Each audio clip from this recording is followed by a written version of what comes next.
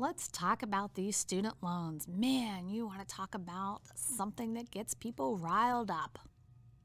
Well, a different perspective. Maybe this will help.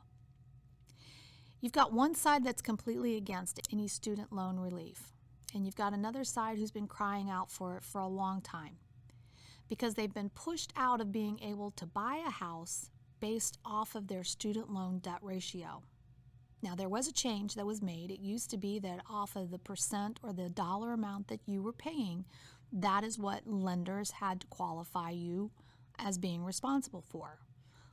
But Fannie Mae, Freddie Mac changed the rules, and this has been now for several years, and that the rule was it wasn't what you were paying or deferred, but it was what the amount was by a percentage. So over the total dollar amount of student debt, you now had this based off of 1%, which many people found was keeping them out of the debt ratio acceptability limits, and they were not able to buy a home. They're still not able to buy a home.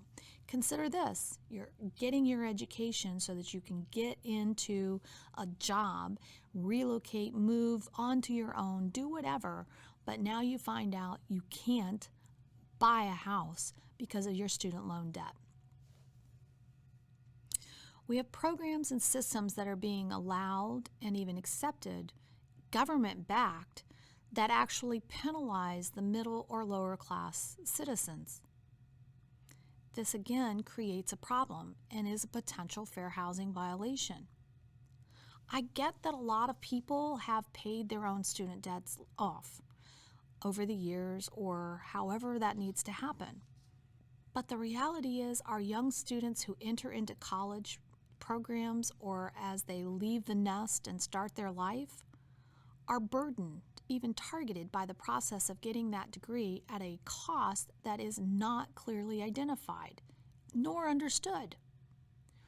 Roll in the cost of student housing. I mean, seriously, student housing anywhere from $1,500 to $3,000 or more a month? That not sounds outrageous? They can do a deferment, but the interest again is charged and not clearly identified or understood. Are you seeing a pattern here? This person then wants to buy a house. The student loan debt has to be calculated as part of their debt ratio, even if the loan is in deferment.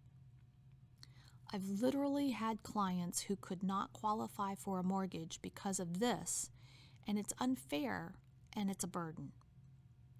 Does it mean they should forever be a renter?